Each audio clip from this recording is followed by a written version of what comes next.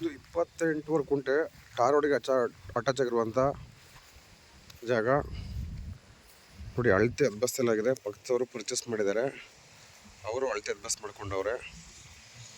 ಈ ಕಡೆನೂ ಅಳತೆ ಕಲ್ಲೆಲ್ಲ ಆಗಿದ್ದಾವೆ. ಇದು ಹಿಂದ್ಗಡೆ ಒಂದು ಸರ್ಕಾರಿ ಹಳ್ಳ.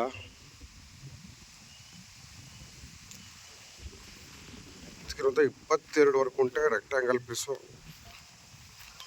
ನೋಡ್ಬೋದು. ಆಪೋಸಿಟಲ್ಲಿ ಈ ಥರ ಇಲ್ಲಿ ವ್ಯೂ.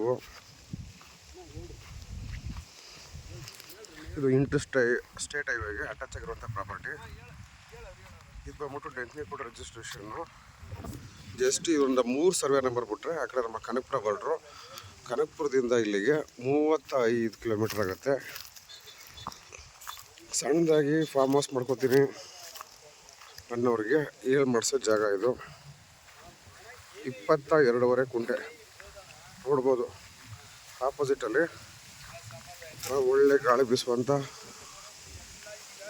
ರೋಡ್ ಪಕ್ಕದಲ್ಲಿ ಇರುವಂಥ 22 ಕುಂಟೆ ಜಾಗ ಇದು.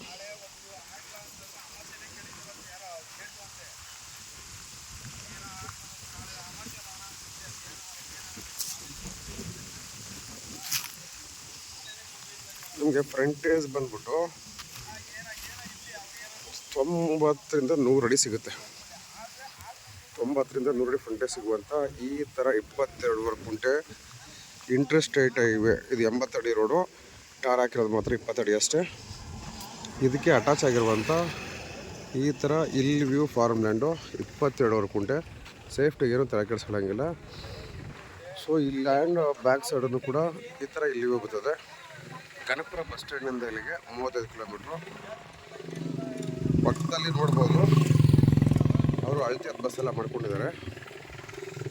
ಇದಕ್ಕೂ ಕೂಡ ಅಳತೆ ಅದ್ಬಸ್ ಆಗಿದೆ. Ready to register. ಈ ತೆಂಗಿನ ಗಿಡಗಳು ಒಂದು ಸ್ವಲ್ಪ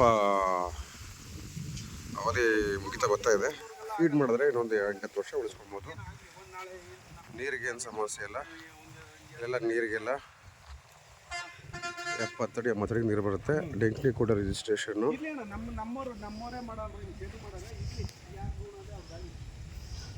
ಇದೊಂದು ಇಂಟರ್ಸ್ಟೇಟ್ ಹೈವೇ.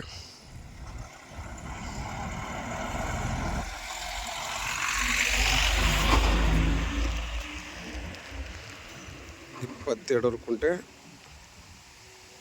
ಸೇಫ್ಟಿ ಪ್ಲೇಸ್ ನೋಡ್ಬೋದು. ಲ್ಯಾಂಡಿಂದ ಹಿಂದಗಡೆ ಕಾಣಿಸಿದೆಯಲ್ಲ ಅದು ಊರು. ಲ್ಯಾಂಡ್ ಮುಂದೆ ನೋಡಿ ಇಲ್ಲೇ ರೈತರು ಮನೆ ಕಟ್ಕೊಂಡಿದ್ದಾರೆ. ಸ್ವಲ್ಪ ಮುಂದೆ ಹೋಯ್ತು ಅಂದರೆ 300 ಮೀಟ್ರಲ್ಲೂ ಕೂಡ ಊರಿದೆ ಅಲ್ಲಿ.